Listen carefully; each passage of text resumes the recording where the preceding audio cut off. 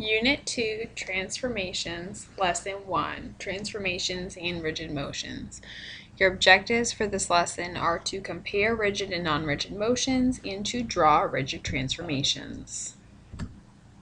Okay, so first off, let's talk about what the word transform means. I'm sure that you've heard this before. Transformers, they change from one thing to another. So transform means change. And in geometry, a transformation is a function that changes the position, shape, and or size of a figure. And since it is a function, it has inputs and outputs. The inputs are points in the plane, and the outputs are other points in the plane. So you can see here, I have my inputs are points A, B, and C, and my outputs are points A prime, B prime, and C prime. So the little dash up here, you read as prime.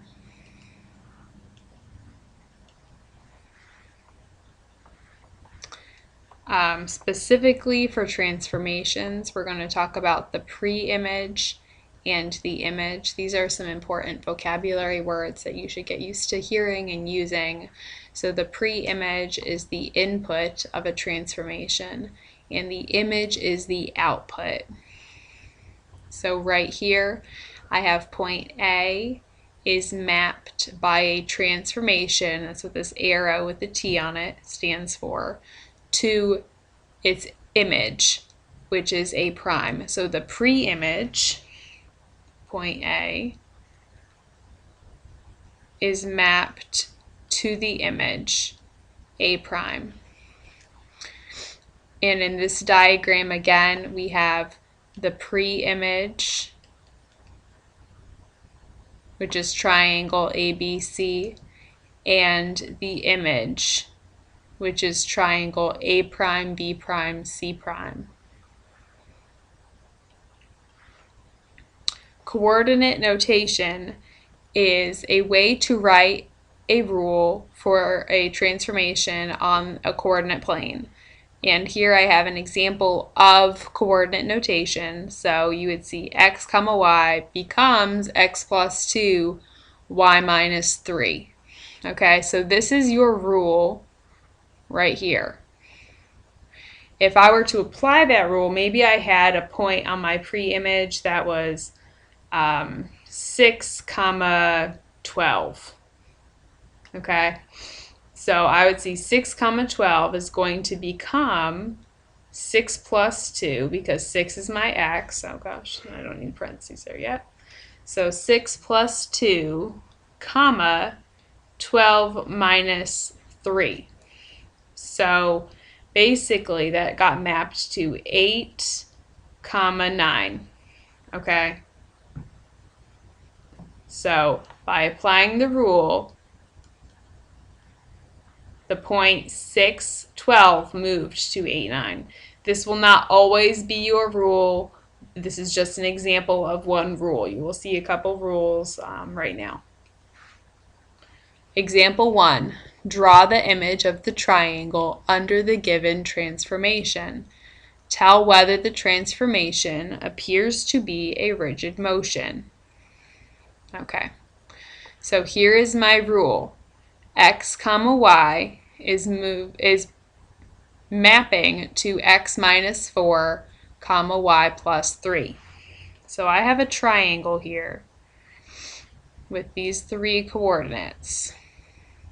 Okay, my first point is at 0 comma 0. So 0 comma 0.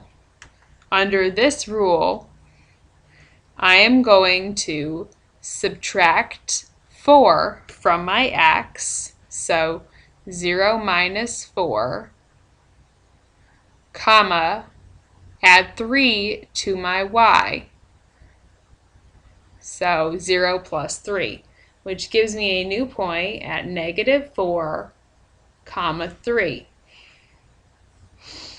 So this moves to negative 4, comma 3. That's right here. Okay. Why don't I actually change these dots? Okay. So my next point is at 2, 0. This is going to change to 2 minus 4, 0 plus 3. So this is negative 2, 3. Negative 2, 3. My last point is at 0, 4. 0, 4. And again, I'm going to subtract 4 from my x and add 3 to my y. So my new point is at negative 4, 3. Negative 4, oh not 3, sorry, 4 plus 3 is 7. So negative 4, 7, which is right there. Okay, and now I don't just want those points. Those are my vertices here. So they're going to be my vertices of a new triangle. So I'm going to actually connect the dots with a triangle. And this is my new triangle. So this is the image. This was the pre-image. And if I labeled A, B, C, this would be A prime, B prime, C prime. Part B, doing the same thing, same idea. So I'm going to find my vertices. I have one here at 0, 0, another one at 2, 0, and the last one at 0, 4. And this time the only thing that's changing is that we are multiplying the x coordinate by a negative 1. So I have a 0, 0 first. If I multiply 0 times negative 1, then I still get 0, 0. So this point is actually the same. The pre-image and the image are the same here. Okay. For my point 2, 0, when I multiply 2 times negative 1, I get a negative 2. So this maps to this point over here. Last, I have 0, 4. We already established that 0 times negative 1 is 0. So this point also maps to the original point. So my image actually overlaps a little bit with my pre-image in this case. Let's see if I can't. There we go. Okay, so the red triangle then is my image. And we didn't actually answer this for the last one. We'll go back and do that. The question asked, does this appear to be a rigid motion? So does this look like it's the same shape? Yes, it's still a triangle. Does it look like it's the same size? Yes, it does. The only thing that's changed is that it's flipped. You can see that this has flipped across the axis, the y-axis. So since it has not changed shape or size, this is a rigid motion. So yes, it is a rigid motion. Okay, in part A here, it looks like the only thing that happened was this moved. So it moved to the left and up, or up and to the left. It did not change shape, it did not change size. So yes, it's a rigid motion.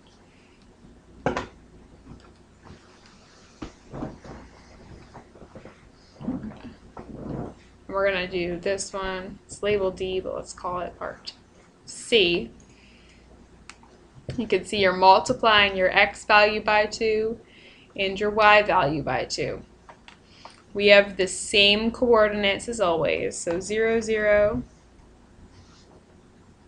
2, 0, and 0, 4. I'm going to start with 0, 0. So 0, 0. If I multiply 0 by 2, I get 0, 0. So this point stays the same. 2, 0. If I multiply 2 by 2, 0 by 2, I get the point 4, 0. So this becomes 4, 0 right here. Last, if I have 0, 4,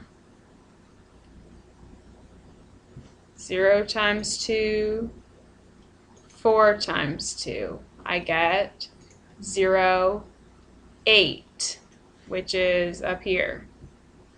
So I should actually move this. Work. There we go. Okay. And when I connect the dots for my triangle, probably see this even before I change color.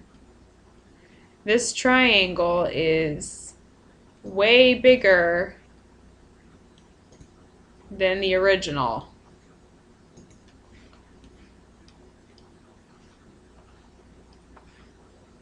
Okay, so we have this huge triangle and it kind of ate up the little baby triangle that we had before.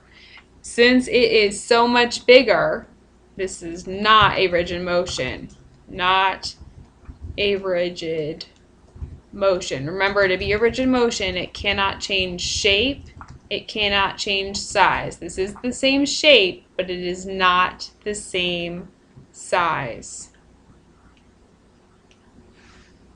Example 2. The figures show the pre-image, triangle ABC, and the image, triangle A', B', C', under a transformation. Determine whether the transformation appears to be a rigid motion, and explain. Okay, so looking from here to here, I see that these are the same shape, definitely both triangles. They look like they are approximately the same size. I've actually already traced this first one, and I'm going to see if I can overlap this first triangle perfectly on the second one. Then I know it's a rigid motion. So when I flip it over, you see I didn't expand it or anything, just laying it right on top.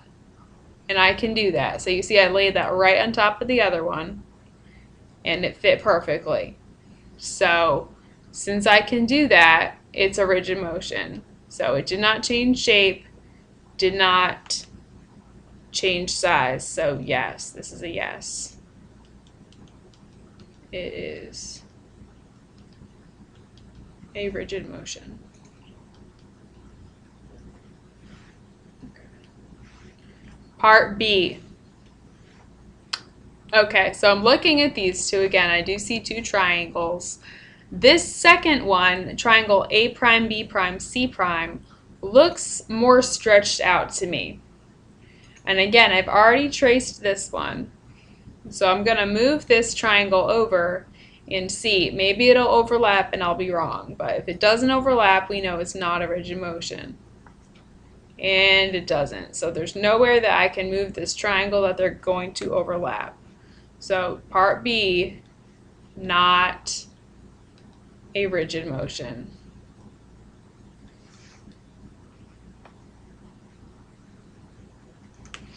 And part C, again, this one looks like it is bigger and taller. I need something to be same shape, same size. And this does. It has a big piece left over here. So this part C is also not a rigid motion. Okay. And I think, yes, that is all for lesson 1. So you learned about rigid motion, rigid transformation, and coordinate notation. But that is it until lesson 2.